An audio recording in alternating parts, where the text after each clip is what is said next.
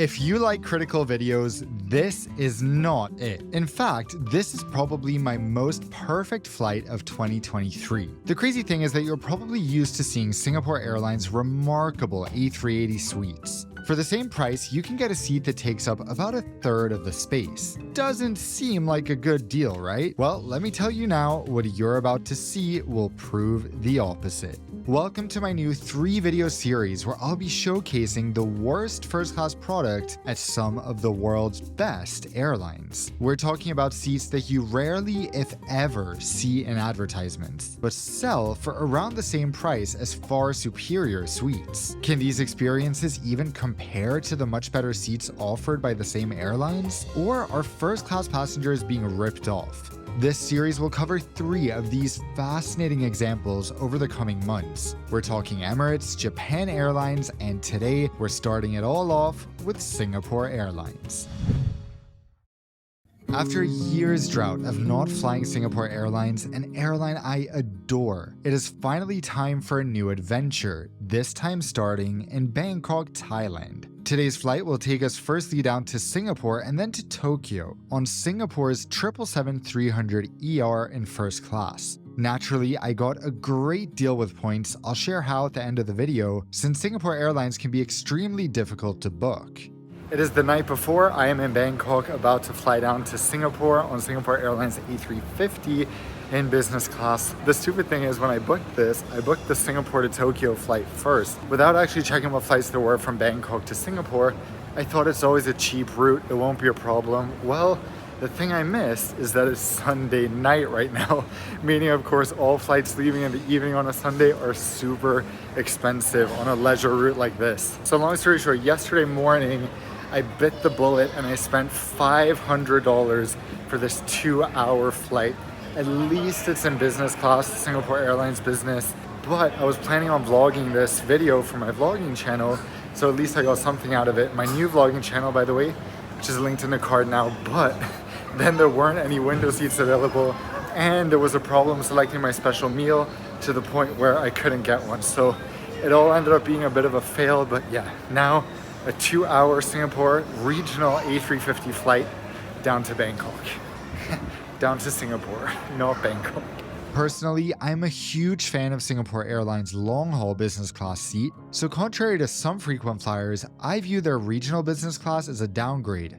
But getting a seat like this on a flight under 2 hours is amazing, and it's a great seat at that. If there is one airline where it doesn't surprise me that the crew, when hearing that I couldn't order my special meal online, somehow magically pull a vegetarian oriental meal out of thin air, it is on Singapore Airlines. Things are starting good, and this isn't even first class. A full friends reunion later, I touched down in Singapore. That was a lovely flight as always on SQ. But tomorrow, the real fun begins, so I'm gonna head to my hotel now, catch some sleep, and see you in the morning. Back where I was 12 hours ago, time to head to check-in. This should be where the real fun begins.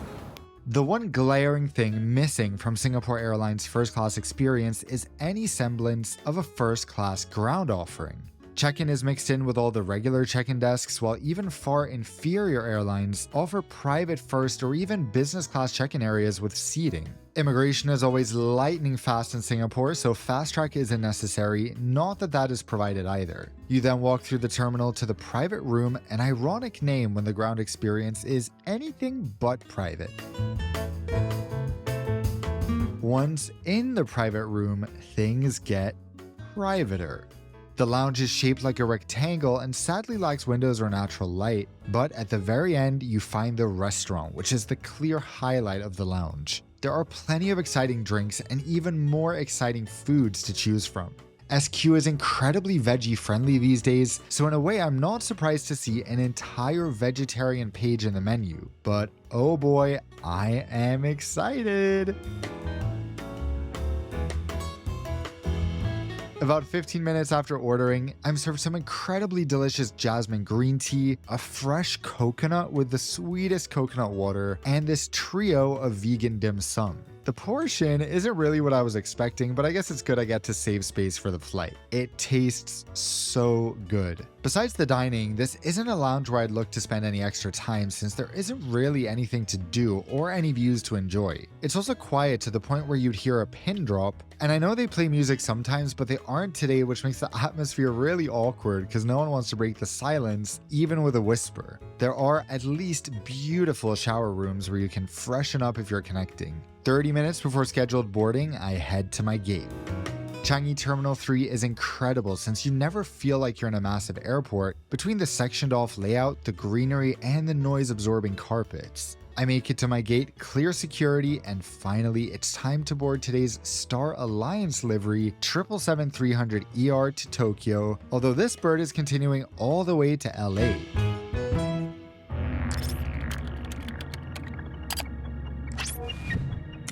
Singapore Airlines 777-300ER features 4 cabins with a strong premium footprint, comprising of 48 business class seats in a 1-2-1 layout, and at the front, a single row, a mere 4 first class seats in the same 1-2-1 layout, making this one of the smallest first class cabins out there at the moment. If you're traveling with a companion, you really have no choice but to sit in the middle, given how the seats are staggered for privacy. For solo travelers, the middle is fine too since there is a raisable partition, but of course, my preference is the windows. Today, I'm in 1 Foxtrot specifically. Now, let's go to my new Nonstop Dan lav ratio. I don't think we will ever find an airline with a more insane lavatory to passenger ratio than this. With 2 lavatories and up to 4 potential passengers, one is shared by at most 2 people. That is mind-blowing. Needless to say, there won't be any waits to use the toilet today. Are you ready to jump into SQ heaven? Me too. Let's go.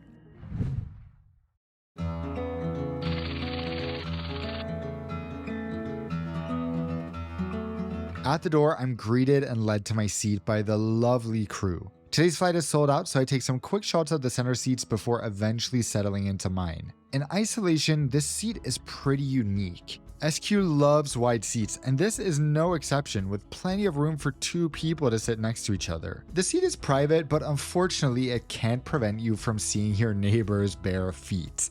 Jump scare.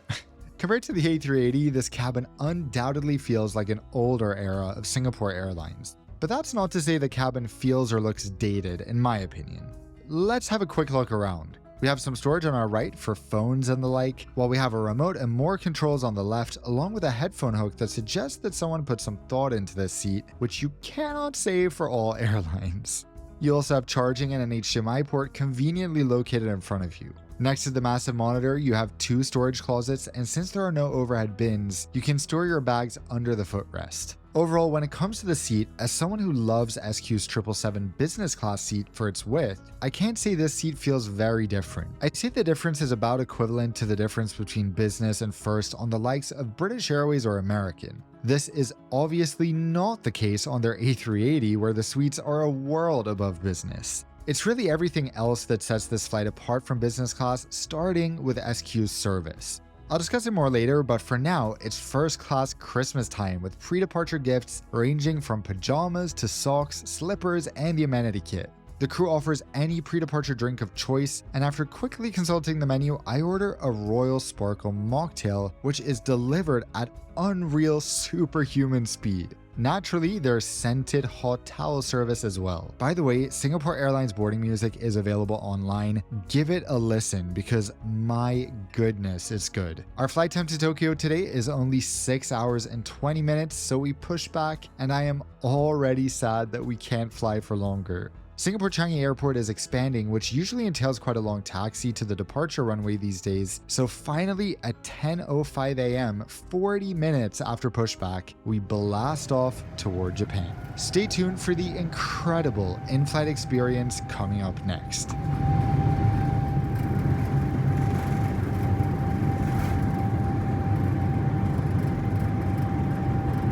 The fact the business and first class are still entirely sold out is crazy, and points to an interesting discussion we had on a recent episode of On Air with Dan and Alex about why demand for low-cost airlines is going down while demand for long-haul premium travel remains strong. There's also an increase in people flying private, but that's still mostly for millionaires and billionaires. The same people often choose to invest in the asset today's video sponsor Masterworks specializes in, the most prestigious of all investments, blue chip fine art. The same art you see in museums and galleries around the world. Masterworks has over 300 offerings from legendary artists like Banksy, KAWS, Kusama, and more. They made 16 straight sales, with each of them delivering a profit to investors like you and me. Their last year alone returned 13%, 17%, and a whopping 77%. And nope, none of these people were art connoisseurs or art investing experts. They were art investors via Masterworks, just like me. And look at this, I'm pretty proud of my little portfolio I've built with them over the past few years. Over 850,000 people have joined the platform, and many of their offerings sell out in hours. But my subscribers can still use my special affiliate link to skip the waitlist and get started on your collection today at the link at the top of the description.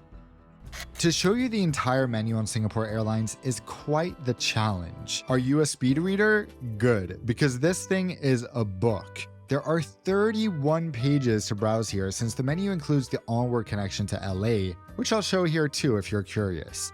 Singapore lets you choose between a Japanese menu or a huge variety of other options. I cannot think of another airline that caters so many different foods on a 6-hour flight, and the menu on the connection to LA is even more extensive.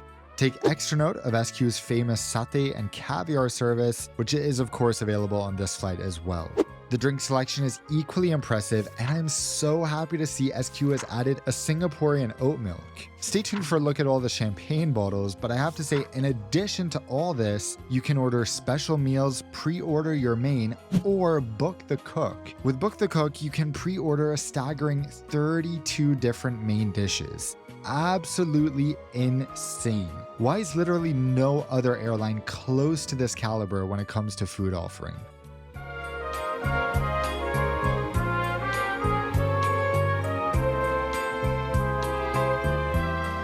And I know I sound biased, but as always, this flight is self-funded, SQ has no involvement, and I'm just sharing my honest, genuine thoughts.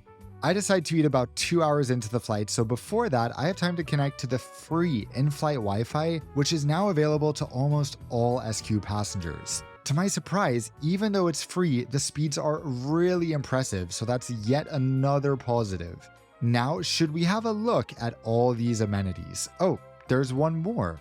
After takeoff, I asked the crew if I can quote-unquote take a picture of the champagne bottles. They subsequently, with big smiles, bring me all 3 types, line them up perfectly, and then offer to help with the pictures. These are 3 of the finest champagnes in the world, so having them all on one 6-hour flight is just wow. Need I say more? To be honest though, I'm more excited about the oat milk. Sue me. Anyway, since the crew saw I was in a photo-taking mood, they brought along 2 iconic Singapore Airlines bears, as well as a Lalique amenity kit, which is available to all passengers in first class on request. Here's the full list of available amenities from the menu.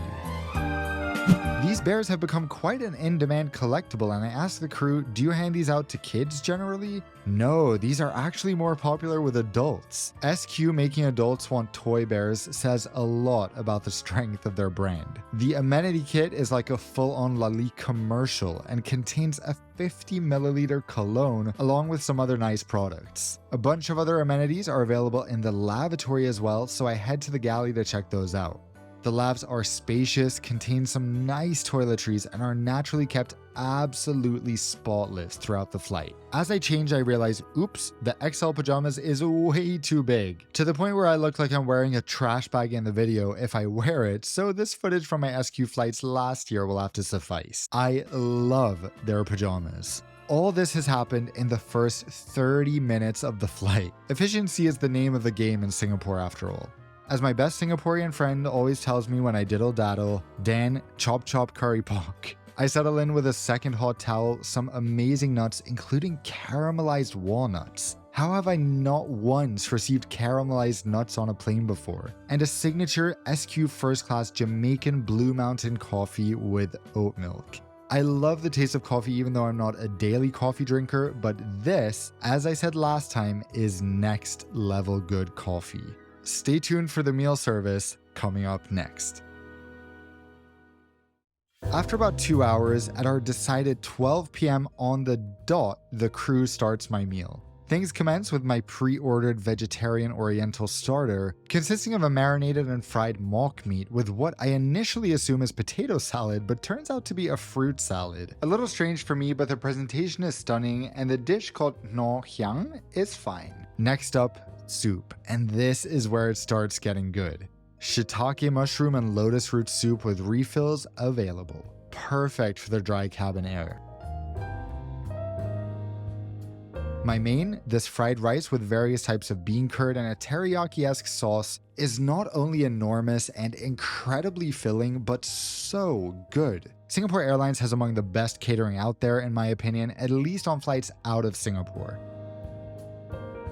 Finally for dessert, a peach jelly with some fruits. The perfect light way to end a massive and heavy meal. Given that we're already just 3 hours from Tokyo, it makes sense that this is the extent of the dining on today's flight. Below, we start approaching the Philippines. To say that the service is consistently flawless in Singapore Airlines first class is like saying the earth is round. Both are true, but some people who haven't seen it themselves find reasons to doubt it. To give some examples on today's flight, the moment I board without needing to check my boarding pass, the crew addresses me by my last name. They kneel in every single interaction. Every amenity I'm given is unwrapped for me at the seat. The provided slippers are placed by my feet for my convenience. Every time I'm going to the lavatory, the crew sees me opening the curtain, so they jump to assist and hold the lavatory door open for me. Those are just a few examples of how utterly perfect this and basically every SQ first class crew is. There is simply no other airline that delivers such consistently flawless service, and I have to thank Tyler and Natasha for making my flight so awesome. I mean, just look at the perfectionism even when making my bed. Bedtime in Singapore Airlines first class is extremely depressing only because it means your flight will be over sooner. I adore SQ's bedding. It's plush, crisp, and quite cooling, which is good since there are no individual air vents.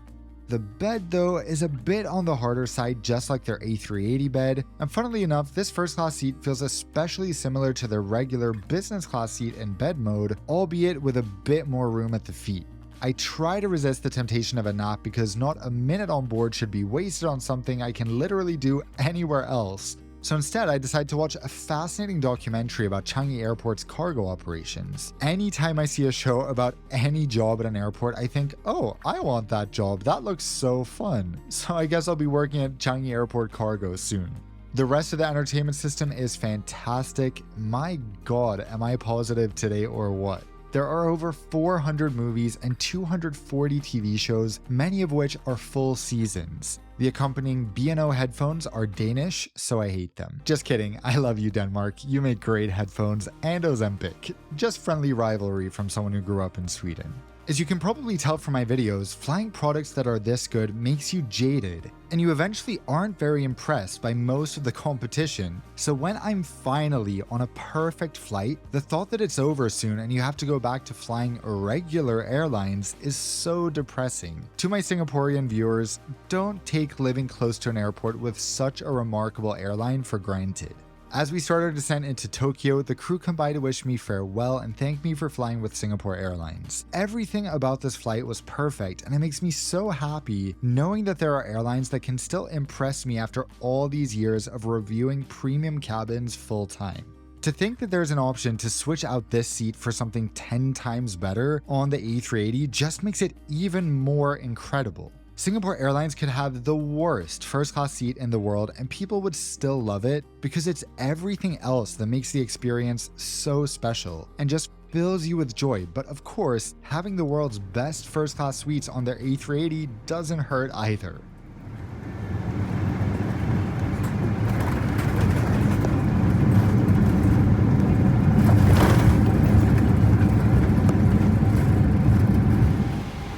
Now for the part you've been waiting for, how did I pay for this flight? Let's go over to Real Life Dan for that. So super quick, how did I pay? Well, this flight, as I said, I managed to find one Save Reward seat, which even that is very rare on Singapore Airlines.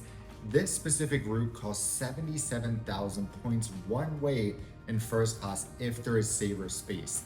Luckily, Singapore Airlines points, if you're a US citizen and can get US credit cards, are incredibly easy to earn since they can be transferred from almost any major points currency. Right now, the top credit card I recommend is the Capital One Venture Card, a card I use almost daily that has a sign-up bonus of 75,000 points. So once you complete the required spend for the sign-up bonus, you'll already have more than enough points to get this ticket for just the taxes, which is basically nothing. So all in all, it's an incredible deal, especially when you see how amazing Singapore Airlines first class is. So with that, I want to leave you guys with this, the latest episode of On Air with Dan and Alex. On that note, I'll see you all in the next video, and until then, fly safe.